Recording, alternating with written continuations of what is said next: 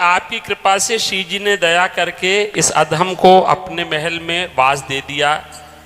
मेरे मन की दुर्बलता के कारण मुझे महीने में 2 महीने में 1 बार या 2 बार इस शरीर के रिश्तेदारों के पास दिल्ली जाना पड़ेगा।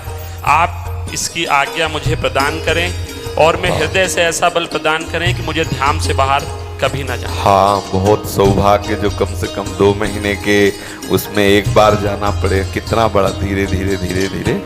और आश्रय श्री लाडली जी का, अगर कोई रिश्ते नातेदार भी सहयोग कर रहा है तो ऐसा मान के कि लाडली जी अभी इस विधान से हमारा भरण पोषण करवा रहे हैं, पर करवा लाडली जी रही है, प्रभु रहे हैं, ऐसी भावना में अंतर न पड़ने पाए, ऐसी ही भावना रखना। महाराज जी बाहर जाने का मन ना करे और यहाँ पे प्रियाजू का नाम नहीं भूलूं मैं। हाँ बिल्कुल, रज लगाते रहना जी। रज पूरे शरीर में, रज चाल के पाउडर की तरह रख लो, स्नान के बाद ऐसे पूरे शरीर। हाँ, उसका चमत्कार देखना, चमत्कार मतलब पूछो मत। जो प्रभु का कृपा पात्र नहीं उसको इस बात में रति नहीं हो सकती।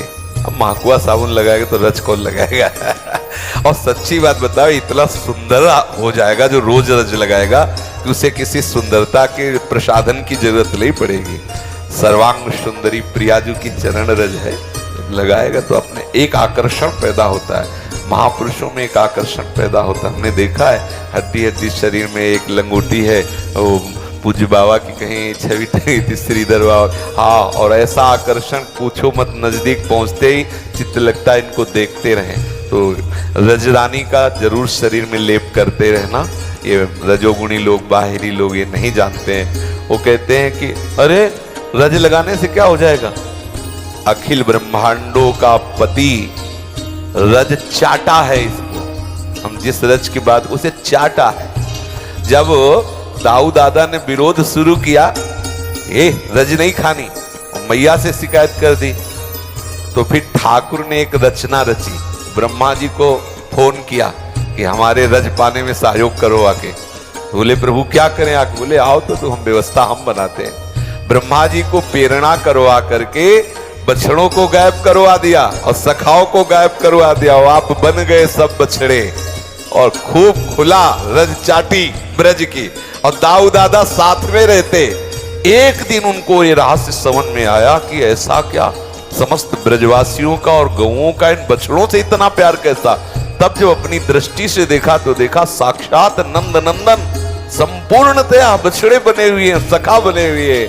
आनंद मगन हो गए। मेरे प्रीतम की ऐसी प्यारी रज है ये वृंदावन की। ये बाहरी लोग जो पाउडर लगाते हैं, क्रीम व्रीम लगाते हैं, वो तो इसकी निंदा करेंगे ही। अरे रज पोतने से क्या होता? पोत के देखो भी तुम्हें पता चले क्या नहीं हो जाएगा।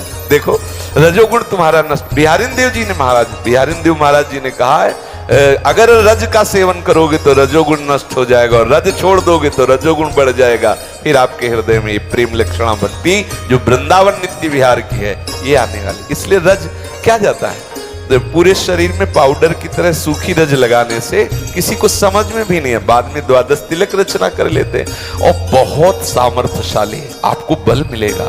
रोज रज लगाए तो खुद उसको अनुभव होगा कि सद्य वशीकरण चूर्ण मनंत शक्ति तम राधिका चरण रेणु मनुष्य मराम। कई बार महिमा रज की वर्णन की गई।